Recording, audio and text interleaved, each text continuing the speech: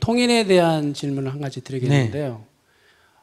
스님께서도 우리 모두를 위해서 통일은 하는 게 좋다라고 하신 말씀 있었는데, 그러면 통일을 위해서 우리가 선제돼야 될 그런 부분이 있다라고 생각을 하는데, 분명히 우리가 아는 것처럼 남북 간의 갈등이 있습니다. 근데 제가 생각해도 그런 거는 우리가 모두가 다 알고 있지만 우리 남남 간의 갈등이 더 심각한 것 같아서 그러면 이런 부분들이 먼저 선제돼 있어야 온전한 통일이 되지 않을까 그렇게 생각이 돼서, 그러면 이러한 갈등을 해소하는 그 방법이 무엇이 있을까?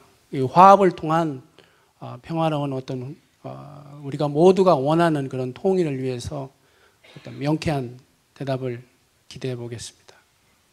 인간 세상에 갈등이 없는 그런 세상은 존재하지 않습니다. 갈등이 없는 세상은 존재하지 않는다니까요. 그건 상상해서만 존재하지. 너 없으면 내 못 산다 하는 사랑하는 두 사람이 결혼해가 부부가 돼도 갈등이 있어요, 없어요? 그런데 이 세상에 갈등이 어떻게 없을 수가 있어요? 갈등은 자연스러운 거예요. 갈등은 자연스러운 거다. 갈등이 없어야 된다는 생각을 해서 갈등이 더 생기는 거예요, 사실은. 갈등이란 건 자연스러움이에요. 둘이만 만나면 갈등이 생기는 거예요. 그러니까 부부 간에도 갈등이 생기고 부자 간에도 갈등이 생기고, 이게 우리 인생이다 이런 얘기예요. 그러니까 이런 사람하고 살면서 우리가 갈등 없이 산다? 불가능해요. 갈등 괜찮아요. 원래 사는 게 그렇게 찌지고 볶고 사는 거예요. 그러니까 그 안 싸우게 하는 방법은 없어요. 그거 고민할 필요가 없다 이 말이에요. 싸우는 건 자연스러운 거니까. 그렇지만 화합이 이루어져야 이루어질 수 있는 일이 아닙니까? 화합은 이루어질 수가 없다니까, 본질적으로 이 세상이. 그럼 남북 통일이 안 된다는 말씀이십니까? 안 될 수도 있어요. 근데 이제 여러분들이 싸우더라도 두 부부가 같이 사는 이유가 뭐예요? 안 싸운다 이거는 있을 수 없는데, 싸우더라도 같이 사는 거는 그래도 같이 사는 게 나아요, 이혼하는 게 나아요? 같이 사는 게 나으니까 같이 사는 거 아니에요. 저도 처음에 이걸 이상하게 생각해요. 왜 싸우려면 살지를 말든지, 같이 살려면 싸우지를 말든지, 싸우려면 같이 살지를 말든지 이렇게 생각했는데, 그건 내가 혼자 살아서 그런 생각을 한 거예요. 나중에 가만히 들여다 보니까 아시겠어요? 같이 살고도 싶고, 그 둘이 같이 사는데 또 하나는 뭐 하고 싶다? 지 맘대로도 하고 싶고, 지 맘대로 하려니까 싸우고, 아시겠어요? 그렇다고 헤어지려니까 같이 살고 싶은 욕구가 있다. 그 두 개를 다 가지려니까 이게 아침에는 싸우고 저녁엔 또 같이 자고, 또 아침엔 또 싸우고 저녁엔 같이 자고, 그래 둘이 싸워가지고 막 싸우고 났을 때 나한테 전화해가지고 막 남편이 나쁘다, 아내가 나쁘다 이러고, 그래서 내가 아내 말 듣고 남편 욕하고, 남편 말 듣고 아내 욕하면 저녁에 지금 둘이 좋을 때는 어떤다? 야, 스님이 네 욕하더라 이래요. 갈등이 없다 이거는 있을 수가 없어요. 갈등은 있는 거예요. 그냥 이렇게 생각을 하세요. 자, 그런 바탕 위에 남북이 앞으로 갈등이 없을 수 있느냐? 없어요. 남북은 통일이 돼도 갈등이 있을 거고, 통일이 안 돼도 갈등이 있을 거예요. 통일이 안 됐을 때는 하자고 갈등하고, 통일이 되면 헤어지자고 갈등, 부부하고 똑같아요. 그래도 내가 보기에는 서로 싸우면서 찢고 볶더라도 뭐 하는 게 나아 보인다. 같이 사는 게 나아 보여요. 여러분들이 찢고 볶으면서 같이 살듯이. 그래서 저는 통일을 얘기하지, 통일 되면 뭐 다 좋은 일만 생기겠다 이렇게 생각 안 해요. 통일이 안 되면 그러면 안 싸우겠냐? 아니, 통일이 안 돼도 이렇게 싸우고, 통일이 돼도 싸우고 그래요. 통일이 안 될 때 싸울 때는 통일이 안 돼가 싸운다 이렇게 핑계를 대고, 통일이 돼서 싸우면 또 뭐란다? 통일만 했으면 되는데 통일을 해가 싸운다 이렇게 사람이 핑계를 댈 뿐이지, 어차피 인간이 사는 세상에는 찢고 볶고 싸우는 거예요. 그러니까 이제 싸우는데 그 싸움이 어디까지 싸움이냐 이걸 생각해야 돼요. 부부가 싸우는 거는 큰 문제가 안 되는데, 그게 너무 격렬해지면 어디까지 간다?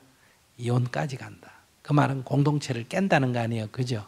그러니까 그런 것도 하나의 선택이긴 하지만 그런 싸움은 서로에게 불이익이에요.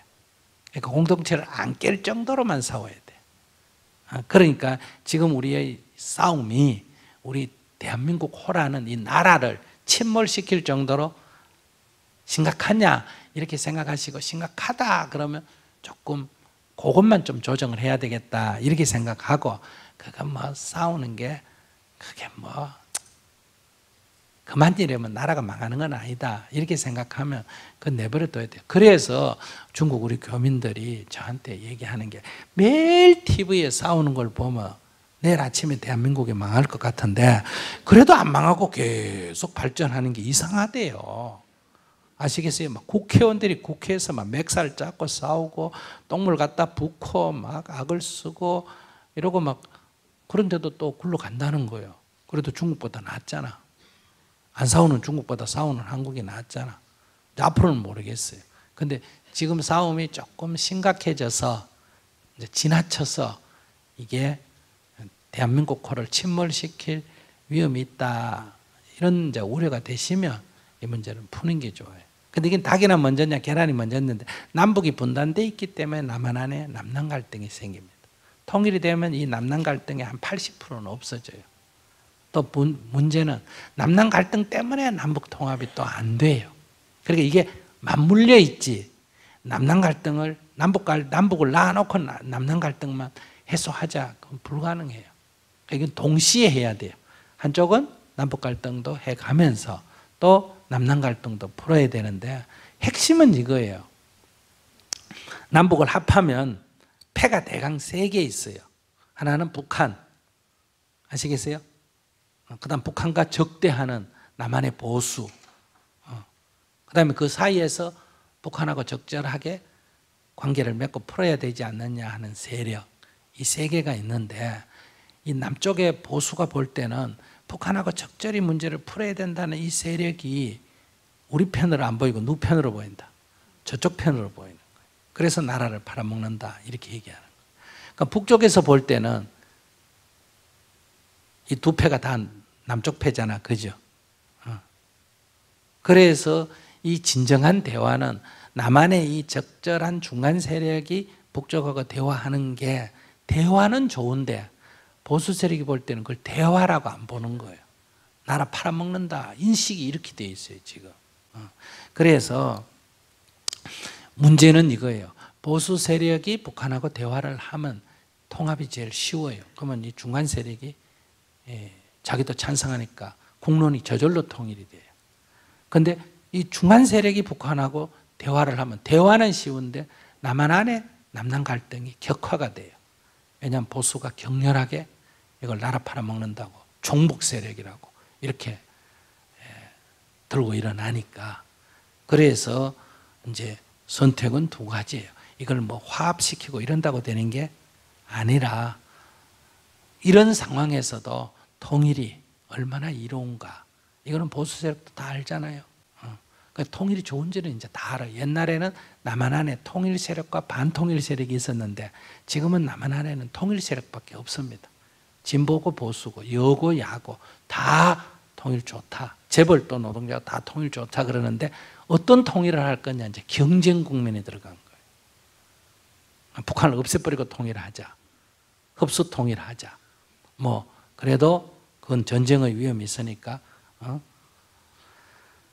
좀 길게 보고 평화를 유지하면서 통일하자, 이런 이제 통일론 갖고 오히려 지금 갈등이 생길 수 있는데, 적대적으로 통일하자마자는 적대적이 되고, 통일하는 데는 동의하는데 어떤 통일을 할 거냐를 가지고 지금 문제가 생기는 거예요. 그러니까 이 상황을 꼭 나쁘게만 보지 말고, 제가 볼 때는 전체 국민이 통일에 유리하게 지금 가고 있어요. 재벌도 통일하면 이익이라는 걸 알고 보수색도 통일하면 이익이면 아는데, 어떤 통일에 지금 차이가 좀 있어요. 이 보수는 북한을 없애버리고 통일하는 게 목표예요. 북한은 남한 없애버리고 저거가 주도감 잡는 게 유리하겠죠. 이 둘은 늘 적대적 관계에 있어요. 그런데 이제 현실적으로 그건 6.25 전쟁에서 봤을 때 해결책도 잘 안 나고 피해도 엄청나게 크지 않느냐. 그러니 남쪽이 조금 우위에 있으면 북쪽을 조금 포용해서 이 전쟁 없이 평화적으로 통일을 하는 게 좋지 않을까. 이렇게 얘기하면 남쪽이 좀 중심이 돼서 하자 하면 북쪽이 들을 때 기분이 좀 나쁘고, 그다음에 북쪽을 포용해서 통일하자 하면 남쪽의 보수 세력이 좀 기분 나빠해요. 제가 합리적인 안을 내는데 남쪽의 보수가 볼 때는 저 자식 종북이가 이런 생각이 들고, 북쪽에서는 저보고 저 자식도 흡수통일론자가 이렇게 오해를 하는 거예요. 그거는 왜? 싸울 때는 자기 편을 확실히 들어줘야 되는데 자기 편을 안 들어주니까. 그래서 우리가 갈등이 있는 거는 현실로 받아들이자. 그러나 이제 통일이 이익이냐? 지금까지는 통일하면 좋아요. 근데 통일 안 하고도 살 수는 있었어요. 즉 분단된 상태로도 지난 50년간 돌아보면 경제가 발전했어요, 안 했어요? 해왔죠. 정치 민주화가 좀 그래도 진척이 됐어요, 안 됐어요? 됐죠. 우리 국방이 옛날보다 튼튼해졌어요, 더 약해졌어요? 튼튼해졌죠. 그러니까 분단된 상태로도 안보도 좋아지고 정치도 좋아지고 경제도 좋아졌기 때문에 우리 전체의 의식 속에는 앞으로도 계속 노력하면 좋아질 거다, 이런 생각이 우리 무의식 속에 깔려 있습니다. 그래서 특히 굳이 뭐 이렇게 분단된 상태로도 잘 사는데, 즉 성공적이었는데 통일할 필요가 뭐가 있나, 이런 생각이 들 수밖에 없습니다. 그런데 문제는 상황이 바뀌었다는 거예요. 지금은 통일 없이는 경제 성장이 더 이상 안 된다는 거예요. 경제가 성장할 거다, 누가 대통령이 잘하면 경제가 성장할 거다, 지금 뭐 민생 문제를 푸는데 법 몇 개 고치면 성장할 거다, 안 됩니다. 박정희 대통령 시세에 평균 성장률이 11%였습니다. 전두환 대통령 때 10%였습니다. 노태우 대통령 때 9%였습니다. 김영삼 대통령 때 7%였어요. 그런데 김대중 대통령 때 5%였어요. 노무현 대통령 때 4%였습니다.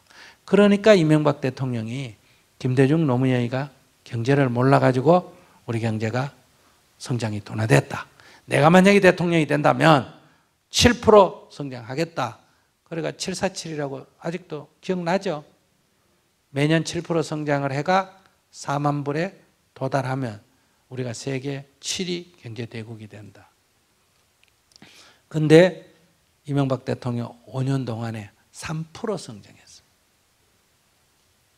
7%는 고사하고 5%도 고사하고 4%도 고사하고 3% 정확하게는 2.8% 성장했어요.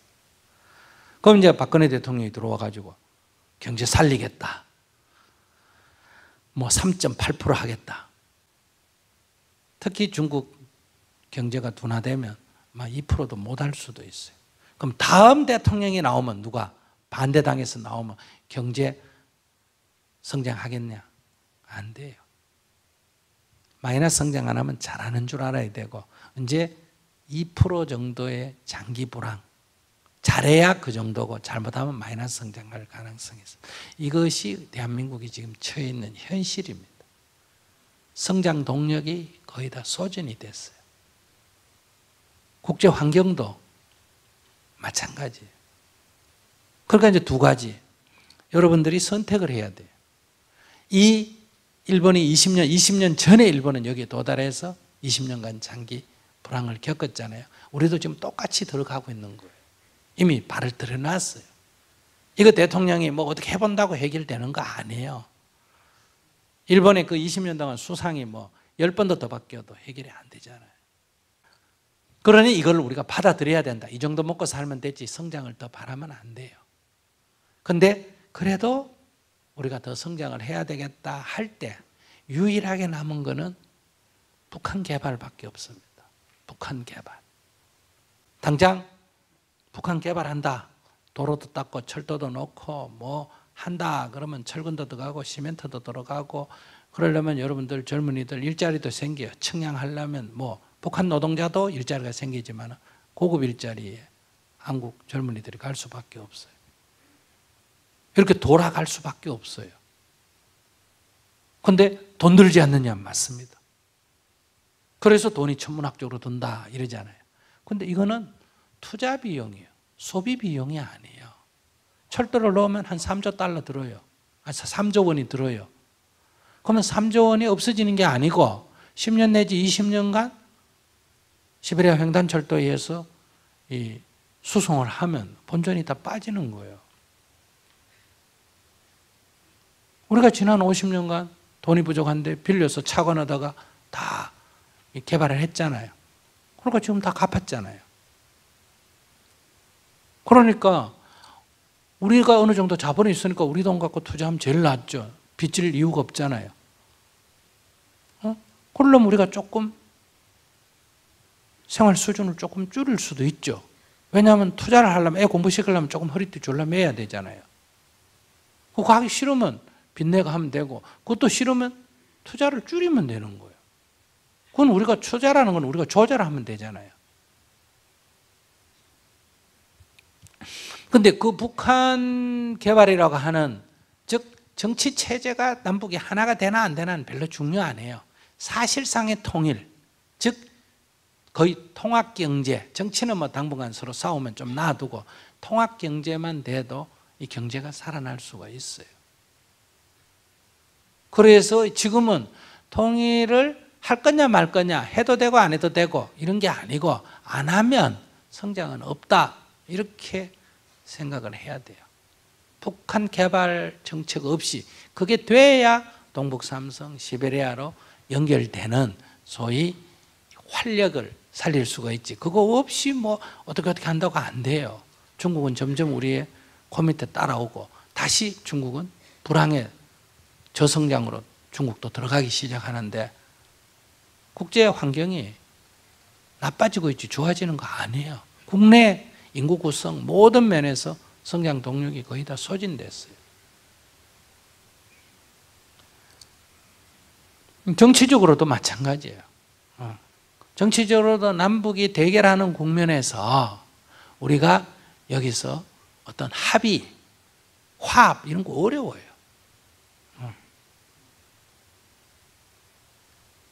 그래서 이 지금 우리가 민주화를 이렇게 했다 하지만 지금 최근에 보이듯이 대통령이 제왕적 대통령이다 이러잖아요. 대통령의 권한이 무소불위로 가잖아요. 이거 대통령의 권한을 내각으로 옮겨야 돼요. 이 총리나 내각 장관이 어느 정도 책임을 지고 일할 수 있어야 돼요. 이 사람들 대통령 비서관 아니에요. 근데 지금 완전히 전 비서관이잖아. 그 다음에 중앙정부 권력이 너무 센 거예요. 지방자치를 하지만 지방에 아무 권력도 없어요. 그러니까 지방삼, 충청삼, 충청도 어지간한 건 다 충청도 사람들이 의논회가 결정하도록 지방자치정부의 권한을 많이 넘겨줘요. 이게 분권이에요. 그리고 연방식으로 외교, 안보, 통일, 국방 이런 큰 국가적인 것만 중앙이 관장하고 나머지는 다 지방에서 하도록. 이게 민주주의가 심화되는 거예요. 이 민주주의 발전을 하려 해도 그렇게 돼요. 그게 통일이 돼요. 남북한 통일하자 이거 어렵지만은 우리가 남쪽이 준연방제가 되면 북쪽 하나가 들어오는 게 아니라 함경도 들어오고 평안도 들어오고 황해도 들어오고 이렇게 분산해서 연방제로 묶이면 이 남북 갈등의 문제가 훨씬 줄어듭니다. 통일도 훨씬 쉬워지고.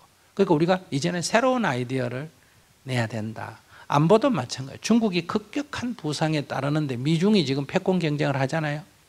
미국 입장은 중국 부상을 막아야 되잖아요. 미국 입장에 내가 미국이라도 그럴 거 아니에요. 그러면 자기 힘으로 이 동아시아에 중국의 부상을 막기가 좀 붙이니까 누굴 내세운다? 일본을 내세워가 패전국 일본을 묶어놨다가 풀어주면서 재무장화 시켜가지고 역할을 분담시키는 거예요. 이 미일 동맹이 동아시아의 핵심이 돼버린 거예요. 그럼 한국은 미국 입장에서 볼 때 여기 붙어라는 거예요.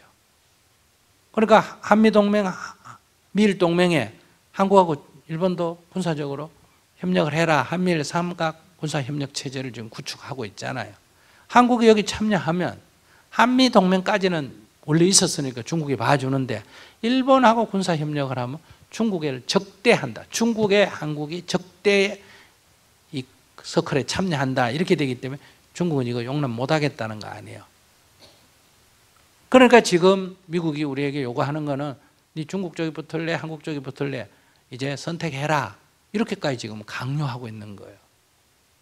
중국은 여기에 우리가 일본하고 군사협력하는 거 못하게 하니까 지금 베이징에 데려다가 칙사 대접해주고 또 미국에 가니까 이건 칙사 대접하는 게 아니라 완전히 물 먹여가지고 이제 정신 차리게 하려고 그러고 이런 게 지금 굉장히 치열하다는 거예요. 국가적으로는 굉장한 위기에 처해 있어요. 이럴 때 남북이 대결하고 있는 이 상황에서는 우리에게 선택 여지가 별로 없어요. 안보 때문에 한미일 군사동맹 체계로 참여 안 할 수가 없어요. 북한 위협론 때문에. 남북이 조금이라도 개선이 돼서 남북의 긴장이 완화되면 우리가 한미동맹만으로 충분하지 이 한미일 군사동맹 체계까지 참가 안 해도 될 수도 있다는 거예요. 그래 되면 중국의 관계도 중국과의 어느 정도의 우호 관계를 유지해 나갈 수가 있겠죠. 근데 통일이 되면 어떻겠어요? 즉 분단된 상태로서는 미중의 경쟁 구도에 우리는 남북이 미중의 하위 변수로 붙어서 갈등의 현장이 된다면 통일이 되면 어떠냐? 통일 한국이 미국과 중국의 어느 위치에 서느냐에 따라서 동아시아의 판도가 달라질 수가 있기 때문에 우리가 오히려 균형자적인 역할을 할 수가 있다. 그렇게 되면 우리 때문에 우리의 평화만이 아니라 동아시아의 평화가 유지될 수도 있는 거예요. 그러니까 안보를 다자안보 체계에서 동아시아의 평화를 경제를 동아시아 공동체를 구성한다면 동아시아의 평화와 번영을 가져올 수 있고 이것은 다음 세기에 동아시아 시대를 우리가 마련하는 데 기초가 된다. 그러니까 통일 한국에서 끝나는 게 아니라 바로 지역의 평화와 공동체 그리고 그것은 인류의 문명의 중심으로 우리가 한 세기를 보고 갈 수도 있다. 그러니까 이런 어떤 비전 같은 걸 갖는다 그러면 지금의 이런 갈등에 너무 연연하면 안 된다. 이런 것을 우리가 넘어서서 국가의 장기적 계획을 세워야 된다. 그러니까 그것을 하려면 북한이 주도할 수가 없어요. 세력이 안 돼. 미국이나 중국이 이걸 우리 대신 해줄 수도 없어요. 우리 해방이 미소가 해주고 우리는 그냥 소극적으로 참여했더니 어떻게 됐어요? 해방은 됐는데 뭐가 됐다? 분단이 됐잖아요. 그러면 미국이나 중국이 누가 나서가지고 통일을 하면 통일은 됐는데 중국의 속국이 되든지 미국의 속국이 되든지 이런 문제가 생긴다. 그러니까 우리가 통일을 해야 될 뿐만 아니라 평화적으로 해야 되고 그 다음에 우리가 좀 자주적으로 주도권을 좀 쥐고 이웃나라의 협조를 얻어가야 돼요. 우리만 한다고 되는 건 아니고 외교가 중요하니까 이렇게 했을 때 미래에 우리에게 비전이 있다. 이런 거를 우리가 어떻게 만들어 나갈 거냐. 그리고 가장 중요한 건 저는 그래요. 정부가 그러니까 이 6개의 주변 나라 중에 통일을 하려고 할 수 있는 역량은 제가 볼 때는 한국이 있어요. 대한민국이 있다. 저는 객관적인 역량 면에서 한국이 할 수 있는 역량이 있지 북한은 안 된다. 그런데 한국은 할 의지가 없어요. 그러니까 한국이 의지를 가지면 통일을 충분히 할 수 있어요. 미국을 설득해서 미국의 그런 입장도 이해하지만은 동아시아에 있어서 한반도에 있어서는 적어도 우리의 평화와 통일이라는 이해를 미국이 지지하도록 한미 외교를 해야 돼요. 종속적 한미동맹을 자주적 한미동맹으로 바꿔야 된다. 중국에 대해서도 우리의 이러한 통일이 장기적으로 중국의 성장이나 중국의 안보에 위해가 안 된다. 이걸 어떻게 설득해낼 거냐. 이게 이제 문제죠. 가서 뭐 사진만 찍고 한다고 악수만 한다고 되는 게 아니에요. 한국에서 한다는 건 뭐냐. 이 통일이라는 건 외교고 국방이고 경제고 정치이기 때문에 정부가 주도적으로 해야지 민간이 할 수 있는 거 아니에요. 우린 도울 수는 있지만. 근데 다만 대한민국은 민주공화국이고 모든 권력이 국민으로부터 나오기 때문에 그 정부를 누가 구성한다? 국민이 구성할 권리가 있잖아요. 그죠? 북한 같으면 안 되지만. 그러니까 여러분들이 통일 문제를 생각한다면 다음 정부는 통일을 가장 강력하게 추진할 국가의 목표를 통일에 두는 국가의 어떤 그런 그러니까 외교든 국방이든 경제든 모든 것이 통일의 목표를 두고 외교를 펴고 안보를 생각하는 이런 정부를 만들어낸다면 통일이라는 건 그래 어려운 문제는 아니에요. 지금 전체적인 상황은 통일에 유리한 국면이 왔다고도 볼 수 있어요. 다만 지금은 통일의 기회가 왔고 영구 분단의 위기가 도래했다 이렇게 볼 수 있어요. 그러니까 이걸 기회로 이용할 건지 이거를 기회를 놓치고 위기로 받아들일 건지 이거는 이제 우리 국민들이 선택을 해야 된다. 제 소견은 뭐 그래요. 네, 말씀 잘 들었습니다. 네. 그 어떤 사람이 이렇게 말해요. 스님은 종교인인데 왜 그런 평화 문제나 통일 문제 그런 얘기를 해요? 이렇게 질문을 해요. 근데 제가 이 증문즉설하면 오늘 많이 해 8명 아니면 6명 할 텐데 이렇게가 1년 내내 해봐야 몇천 명, 몇만 명밖에 안 되잖아. 그죠? 근데 전쟁이 만약에 났다. 그러면 몇십만 명이 죽지 않습니까? 지금 중동에 사태가 일어나고 시리아 내전이 일어나니까 시리아 난민, 이라크 난민들이 보따리 싸가 애 얻고 유럽에 가서 거지 하는 거 보셨어요? 안 보셨어요? 각 나라가 이거 누가 어떻게 처리할 거냐 이리 미루고 저리 미루고 국경 막고 우리 6.25 전쟁 때 피난 다녀본 노인들 그 꼴 하면 더 당하고 싶어요 우리가. 그래가지고 중국을 떠돌고 일본에 가서 괄시받고 살아야 돼요. 그러니 우리가 어떤 경우에도 한반도에 절대로 전쟁이 있어서는 안 된다. 이런 자세가 좀 필요해요. 성질 난다고 막 까짓거 한다 때려버리지 이러잖아요. 쟤들 한 대 때리면 10대 때려버리죠. 그럼 막 그렇게 때리면 막 박수치고 이러잖아요. 근데 북쪽에서 원래 없는 게 어때요? 남는 게 곤조밖에 없잖아. 여러분 다 한번 없어봐라. 그래서 자존심밖에 없기 때문에 성질 나면 무슨 행패를 부릴 수도 있는 거예요. 그런 위험 자초를 할 필요가 없다. 그런 면에서 나도 종교인이지만 이 개인적인 위로도 필요하지만은 이런 공동체의 위기에 대해서 경고를 해야 되고 역사적으로도 보면 조선왕조 건립할 때 그 불교를 탄압했음에도 불구하고 뒤에 이성계 뒤에 누가 이렇게 방향을 잡아줬어요? 무학대사가. 고려 왕건이 나라 세울 때 누가 뒤에서 잡아줬어요? 도성국사가. 중이란 거는 원래 이해관계가 별로 없기 때문에 좀 멀리 보는 눈이 있어요. 아시겠어요? 제가 전공이 아닌데도 이렇게 지금 위기가 도래하고 있다. 잘하면 기회가 되기도 하지만은 그러니까 이렇게 안내를 한다 그럴까 경고를 하는 거예요.